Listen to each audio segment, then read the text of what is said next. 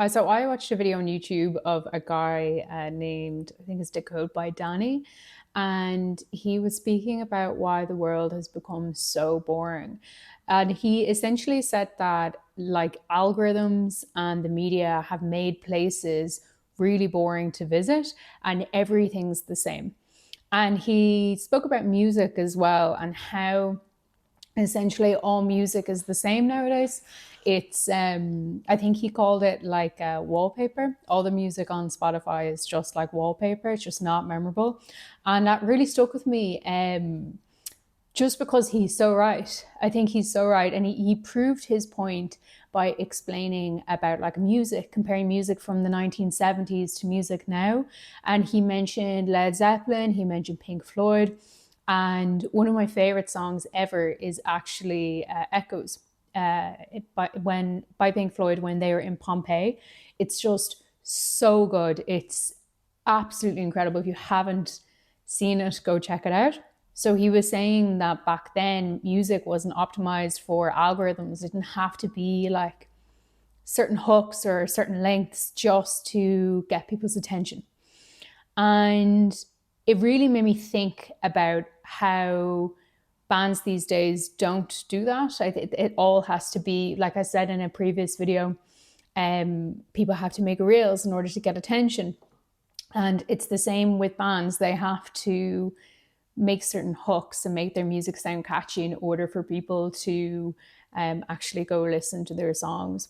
But it made me really think about photography as well. If music is really boring nowadays, so is photography.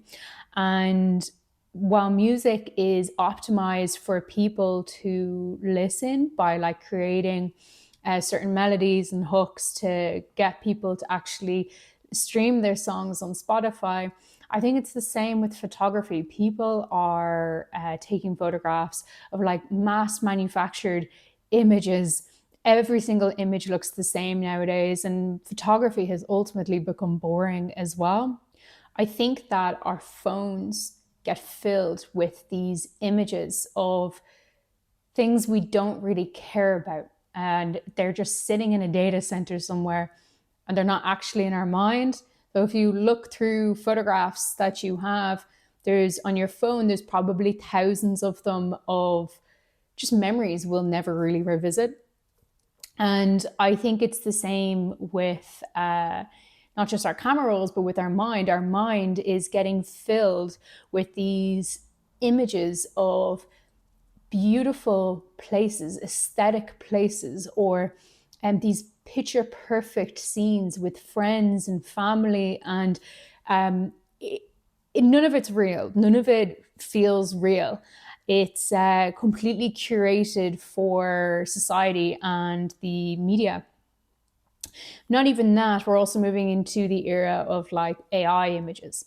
And that's even worse because once again, it's not even real, but these images are now created by these algorithms of what we think life should be like or what we should look like, but it's not actually what's going on in our day-to-day life. So we have our minds filled with images of strangers and their supposed amazing lives, AI images, but then also the other images we're looking at are these perfectly produced, manufactured images in like fashion and contemporary photography, fine art photography, where there is a team of, let's say, 50 plus people just to get that one image. And because of our accessibility to these phones, which I've discussed before, and these cameras, like I think the image, the concept of an image is actually getting worse because what even is a good photograph anymore? And who's to say that it's good or it's bad? Um, Now, like what I have noticed is that people in my generation in their early 30s or late 20s, good image is an overhead shot of your coffee and your croissant at a cafe. And it's like really nice aesthetic, where it's like a gorgeous building somewhere in Europe with like bright blue sky, or maybe it's like that 1990s aesthetic of like you and your friends with a point and shoot camera. What exactly is a good photograph nowadays? Because all of it, in my opinion, just looks the exact same. And when we really think about it, is it a good image, or is it just an image that we know will get the validation that we're looking for on social media? It's what the media wants us to actually put out there, because we're going to get more validation and likes from our friends, because this is what we've been fed, this is what we've been told, this is what a good image actually looks like. And because of this era of social media, I think it's filled our mind with an expectation of how our lives should look and how we should actually document our lives in a certain way. And it's really destroyed, I think, or is destroying photography as an art form. And I think that people have lost the ability to express themselves authentically and creatively these days. I mean, social media has filled our mind in such a way that it like everything should be aesthetically pleasing. Everything should be perfect in order to get this validation that our lives are perfect, right? You get all these likes and that's it. But I believe people have actually lost the concept of being able to create a photograph that comes from originality and comes from their unique and authentic self-expression. And even with photographers that do well, where are they actually getting their inspiration from? And it makes me think, like, as AI increases as well, and the amount of AI images that come up on the website, online on the internet, how if people are going to take inspiration from that, eventually it's just going to be as what they call AI slop, right? It's just going to be the same thing over and over again. And if people take their inspiration and creatively express themselves from that, it's just going to be a mess. There's going to be no authenticity or no originality within photography or creativity anymore. And so, how can we actually take a step back from the masses, from the crowds, and come back to a craft that photography should actually be? Not even just photography, but painting or writing or any form of self-expression. How can we actually de-influence ourselves from what we see online? I guess in order to express oneself authentically, we have to discover who we really are and discover ourselves authentically to then express ourselves. So there's two parts to be: discovering yourself and then learning how to express it. So for me, it's something that I've worked on throughout the years to try be as original and true to myself as possible. Just because throughout the years, social media had such an influence on my style, on my identity of who I thought I should be in the world. I should go travel to these places. I should have these kind of friends. I should read these kind of books. I should take photographs like that. And all of it was absolute bullshit. So this is something that I've worked on over the years, and I think it might be useful to people who are maybe feeling trapped within the, let's say, the handcuffs of the algorithm, in terms of how can they actually break out of the masses and how can they actually create from a place that feels true to them. So part one, how to discover the true you. For me, like I said, discovery is like a lifelong journey, and I feel like I've been doing it so much over the years and still continue to do it. But it is a blessing, because once you actually learn how to accept who you are, you can do so much with your life, and your life feels a lot more, I want to say, like relaxed and in flow. And yeah, that's something that I've come to realize. But I think that the most authentic, true self that someone could be is buried underneath these layers, like an onion, of these kind of beliefs that we've held about ourselves, maybe that we've learned from our parents growing up, or maybe our peers, or maybe from the media and the internet. And once you pull back those layers, I think that you can meet your true self. And this is just where I think the magic happens. I think it's a really powerful thing if you're an artist to do this. There is actually a book called The Artist's Way by Julia, I think her name is Julia Cameron. And she has like, it's basically like a 12-step program for artists to like rediscover themselves and their true identity.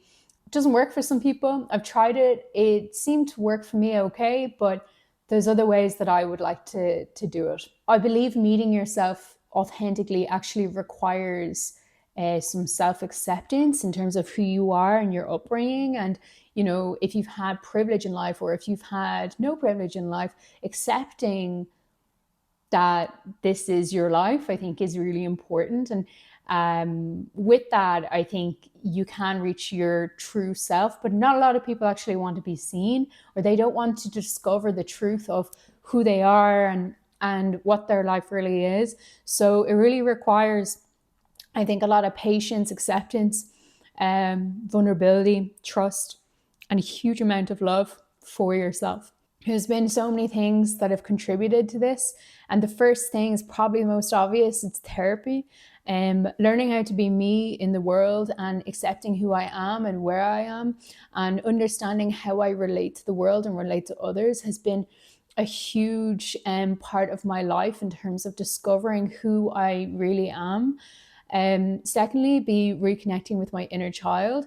And I know that that term is so thrown about and so woo woo, but I found it to be really helpful for me because it's not it's not as woo woo as you think. It's just kind of like talking to yourself as if you were a child and protecting yourself and loving yourself as if you were a child. And that means like experiencing things that you wanted to when you were little. Like if you really liked, for example, I loved soccer. So if I really wanted to reconnect with my inner child, I'd go play soccer. Now I actually haven't done that. I don't know why I use that as an example, but painting, for example, was something I loved when I was a kid. And I went back to painting last year. That's been great. It means that there's no critical self-talk. And so if you feel that you're talking badly about yourself and you can hear your voice, you know, maybe talk to yourself like imagine if you were talking to your younger self like that. And would you actually talk to a child the way you're talking to yourself? You wouldn't. So these are small things that I think really help when it comes to just being kinder to yourself, to allow yourself to unravel these layers, let's say. Spending time in nature in silence. So, meeting myself when there is no outside stimulation at all, I think has been really helpful. And it means that I'm not bombarded with information, but being able to sit with my thoughts and accept them for what they are, I think is really helpful. Knowing my limits. So over time, I've had to learn that there's things that I can and I can't do, and learning how to not push myself because of maybe peer pressure or work pressure or keeping up with appearances was really, really hard. But it was an important realization for me to make, because once you know your limits, you can actually accept yourself for what you can do, because knowing your limits means you're able to understand what you're capable of and what you're actually not. Values and beliefs. So, doing some journaling or discovery about what you really value in life and what you really believe, and then questioning that. So, is that actually what you believe, or is that what your parents believe? Is that really what you value, or is that just because everyone in your peer network is valuing this? So, like, what about your values? So, like, do you really value pop-up wine bars in European cities, or do you like them just because everyone else on TikTok is doing it? Getting into flow. So I think the concept of getting into flow is probably one of the most significant things when it comes to self-discovery. And because I think if you know what gets you into flow, then you're on a path to, okay, you like what you're doing because you're in flow, and you're able to then get whatever task that is done. Like, for anyone that doesn't know, flow is what happens when time basically melts away and you're really enjoying the task at hand, but you're also making progress. So like you're absorbed within it. If you get into flow, I think you're halfway there when it comes to expressing yourself authentically and creatively and having more originality.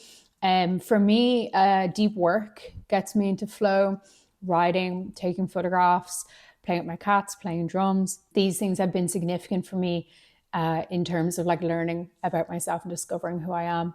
So if we take all these factors into account with self-discovery, I think the best way to actually learn about who you are is by doing these things. And it allows you to then open the door for authentic self-expression when it comes to your work. Not just in photography, but I think in all aspects of life. And it also allows you to move through the world without pressure. You don't have to be pressurized into doing something you really don't want to do. You can try to live your life most authentically to who you are. So that's another like real benefit of it. You can meet yourself. Once you do meet yourself, it's a process that's not linear.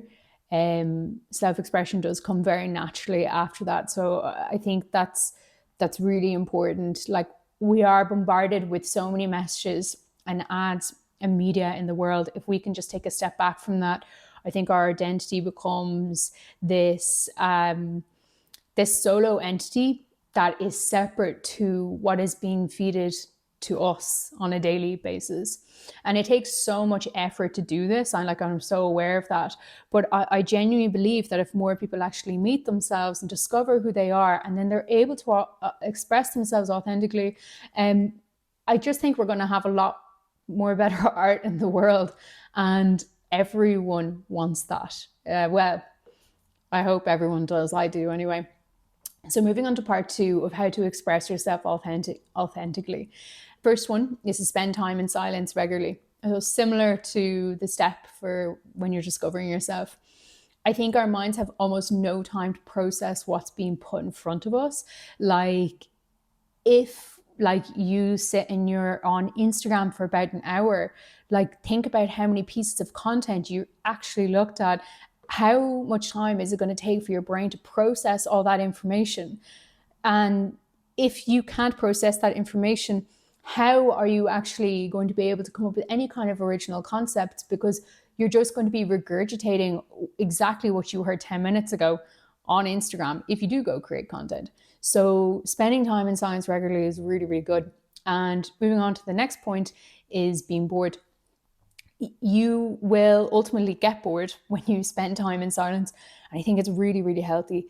Boredom it's like, I love it, but I absolutely hate it. And that's probably the ADHD. But I think boredom is where we get our creative ideas. I think it allows us to like generate something new without, once again, being bombarded by all this information that we see. Taking inspiration from nature, go out, go to the sea, go sit under a tree in the park. It sounds so cliche, but I think if we look at any of the greats from the Renaissance, they didn't take inspiration from social media because they didn't have it, right? But where did they take their inspiration from? They took it from the streets, from people. They took it from nature. And I think that that's really undervalued these days. On to the next point is to read more fiction.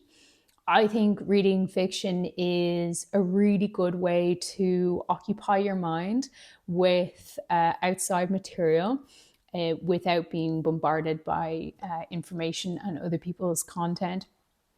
So reading fiction, it takes you out of that kind of creator mode, but allows you to enjoy someone else's art, but not being so overstimulated.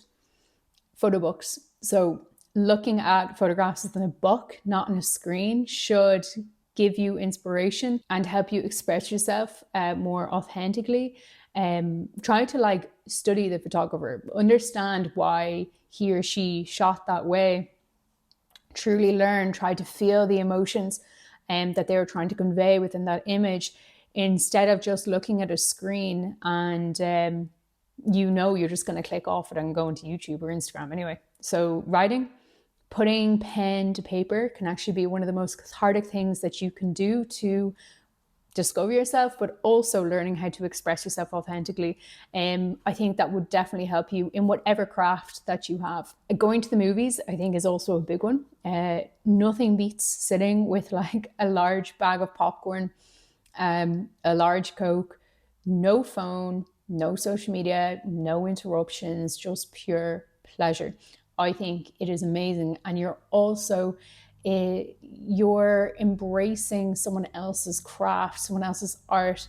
But I did see The Mastermind recently, and I can't remember the director's name, but the main actor was the guy that was in The Crown, and it was brilliant. It was one of the best movies I've seen in a long, long time.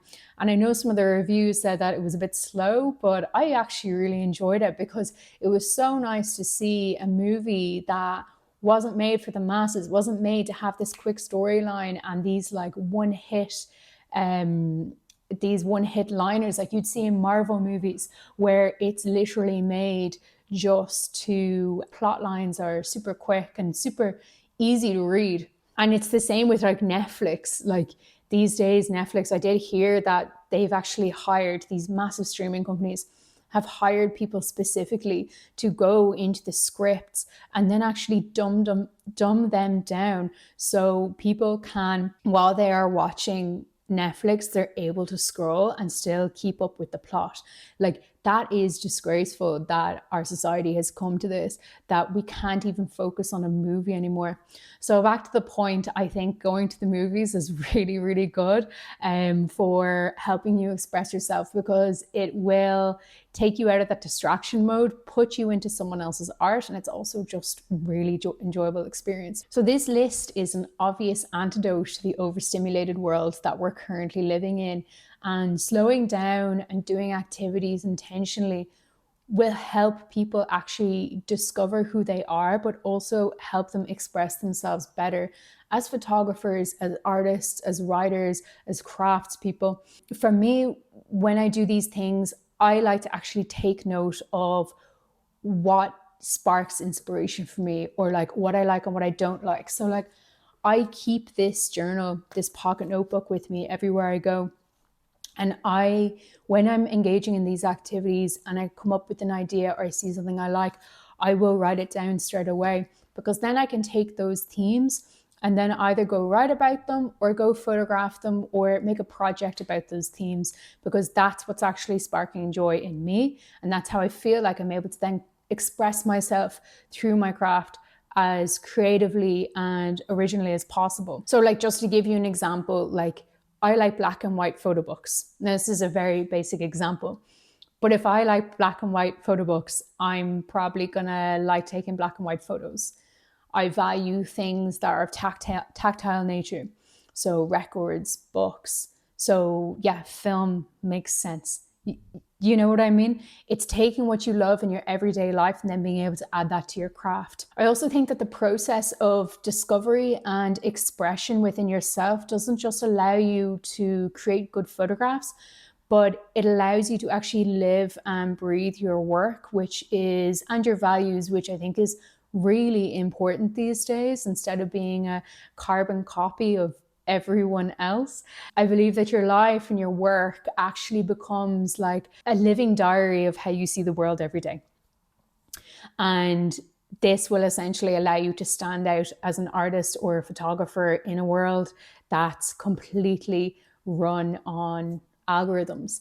And even if you don't, let's say, get traditional success with the art, at least you are expressing yourself in the most authentic and original way possible. And I think that's what every photographer and artist essentially wants to do. So yeah, these are my tips, but I will see you guys maybe next week.